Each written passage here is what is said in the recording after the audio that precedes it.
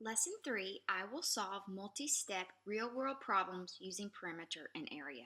So again, we're going to solve some more than one step or multi-step real-world problems using perimeter and area formulas, just like we did in Lesson 2. All right, so let's take a look at our problem set. I want you to go ahead and write your name at the top of your paper. And notice that the directions say, solve the following problems. Use pictures, numbers, or words to show your work.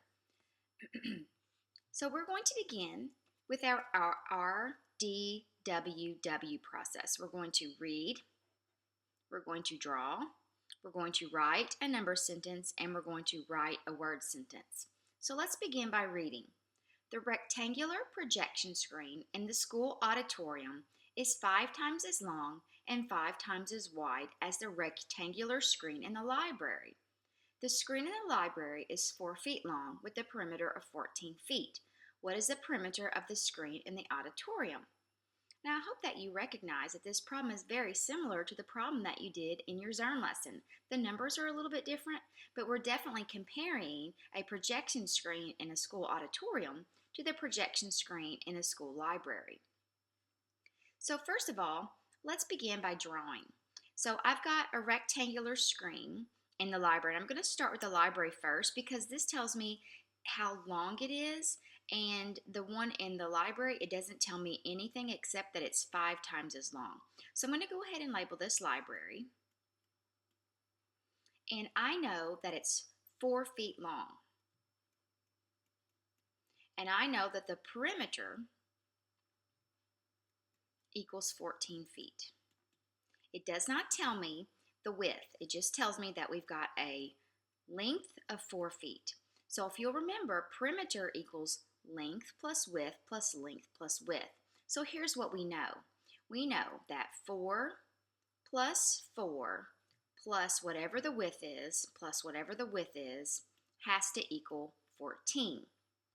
So I know that 4 plus 4 equals 8. So 8 plus the width twice has to equal 14. So the first thing I want to think to myself is, well, I have to add 6 to 8 to get 14. So if I have to add 6 to 8 to get 14, what does the width have to equal? It doesn't equal 6 because 6 plus 6 is 12. It has to equal 3 because 8 plus 3 equals 14. So that means that we've got a width of 3 feet. Okay, so now we can draw the auditorium screen. So I'm going to make this one bigger because it is bigger. All right, and I'm going to label this auditorium. So I know that the screen in the school auditorium is 5 times as long and 5 times as wide. So if we have 4 foot here, then I know that this is going to be 5 times as long. So I'm going to have 4 feet 5 times. So that's 2, 3, 4, and I think I'm actually just going to add 1 here to make this a little bit easier. 5. Same thing with the width. So I'm going to have 3 feet 5 times. So I'm going to have 3 feet once, twice, 3 times,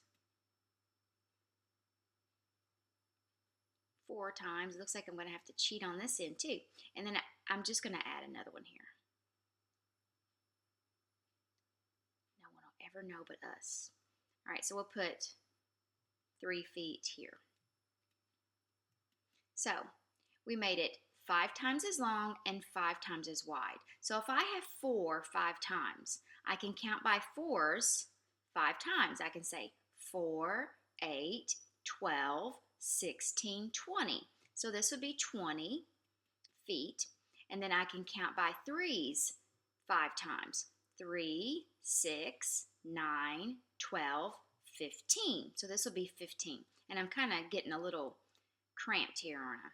So I'm going to kind of do this, 15 right down here.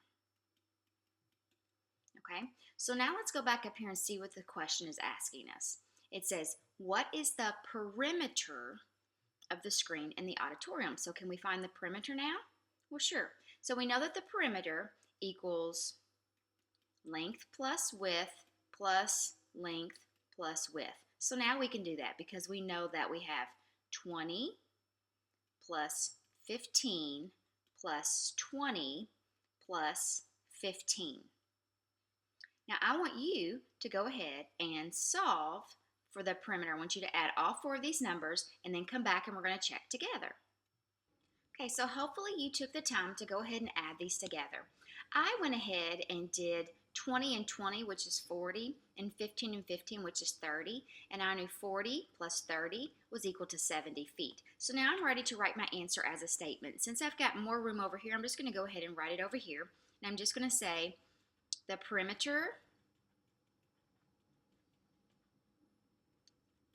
of the screen, and I could say auditorium screen, but I'm going to be a little bit lazy here and say the perimeter of the screen is 70 feet. So we read the problem. Did we draw? Yes, we drew two diagrams here. Did we write a number sentence? Yes, we wrote a couple of number sentences. Did we write our answer as a statement?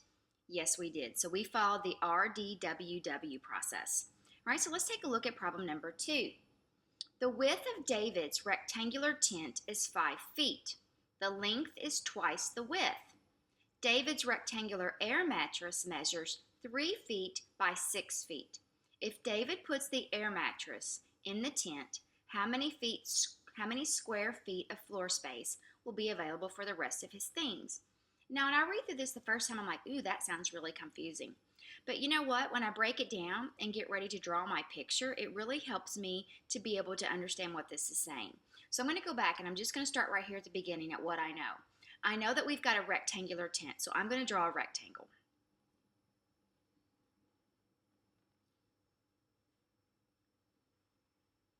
And I know that the width is 5 feet.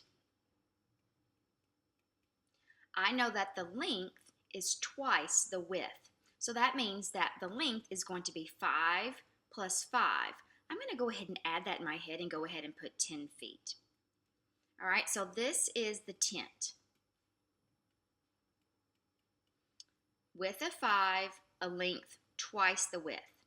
Now, inside this tent, he has an air mattress that is 3 feet by 6 feet. So I'm going to draw his air mattress inside the tent. And we know that it is 3 feet by 6 feet. If David puts the air mattress in the tent, how many square feet of floor space will be available for the rest of his things? So if we're talking about floor space, we're not talking about the distance around his tent. And that would be what? That would be perimeter. We're not talking about perimeter. We're talking about area. And they're wanting to know what area is going to be left whenever he puts his air mattress in the floor. So the tent is going to be the total. This is how much floor space he has. So how can I find the area of the tent?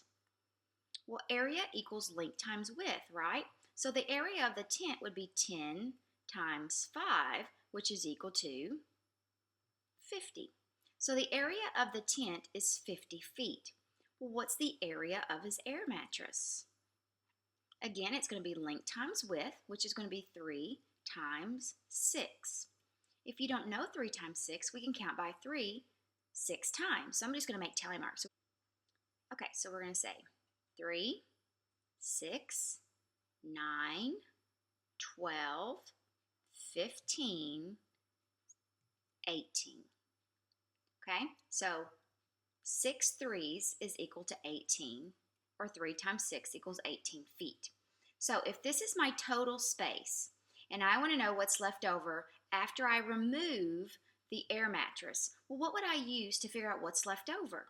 Well, I would subtract, right? So I'm going to say 50 minus 18. Now, I'm going to challenge you to try to do this in your head. Okay? Now don't just say 5 minus 1 is 4 and 0 minus 8 is 8, because that's not true. 0 minus 8 is not 8. But I want you to think about how can you subtract 18 without using standard subtraction algorithm, and then let's come back and see if we got the same answer. Okay, while I was working on that problem, I realized that I forgot to make these areas square feet. Well, one way that you can, instead of putting square feet, you can put a 2 at the top, and that means feet squared, which is the same thing as square feet. All right, so whenever I was trying to figure out this subtraction problem, the first thing that I did was I did get 32 square feet, but I thought of this as 50 minus 20, which gave me 30. But I knew that I took away 2 too many because I really was only supposed to take away 18. So I added 2 back, and that gave me 32 square feet. So I read, I drew, I wrote a couple of number sentences, and then I was ready to write my answer as a statement. So I wrote, there will be 32 square feet of floor space available. Okay? All right, let's take a look at problem number 3. Jackson's rectangular bedroom has an area of 90 square feet. The area of his bedroom is 9 times that of his rectangular closet. If the closet is 2 feet wide, what is the length? Whew. All right, we're really going to have to put our thinking caps on to do this one. All right, so we just read the problem. Now we're ready to draw. So let's start by drawing his rectangular bedroom. I'm going to go ahead and label this bedroom. I'm just going to put a B for bedroom. And then I'm going to go ahead and draw his closet. And I'm going to put a C for closet. Okay, so we know that the closet is 2 feet wide. And we know that the area of his bedroom is 90 square feet. Okay, and we know that his bedroom is 9 times that. The area of his bedroom is 9 times that of his closet. So let's think about this for a minute. They're saying that the area of this bedroom is 9 times the area of his closet. So that means that 9 times the area of his closet is equal to 90. So what does the area of his closet have to be? 9 times what equals 90? Well, this is 9 ones, and this is 9 tens. So that tells me that this has to be 10. 9 times 10 equals 90. So that means that the area of the closet is 10 feet. Well, now that I know the area of the closet, I can figure out its length. I want you to think about how can you figure out the length of this closet, and then let's come back and see if we thought of the same answer. Okay, well, I thought to myself, well, 2 times the length of the closet has to be equal to 10. So I thought to myself, 2 times what equals 10? Or how many 2's are in 10? So you could count by 2's. You could say 2, 4, 6, 8, 10, which is 5. So 2 times 5 is equal to 10. Therefore, the length of the closet is equal to 5 feet. So I went ahead and wrote my answer as a statement, and I wrote the length of the closet is 5 feet. Now, I know that you have one more problem in your problem set, but we're going to go ahead and stop here. Now, your exit ticket is a little bit tricky today, but I'm going to remind you, read the problem, and I want you to draw. Before you come and ask me for help, there needs to be at least a drawing on there where you've tried to figure it out. Try to write a number sentence, and then if you finally solve it, don't forget that you're going to need a word statement as well.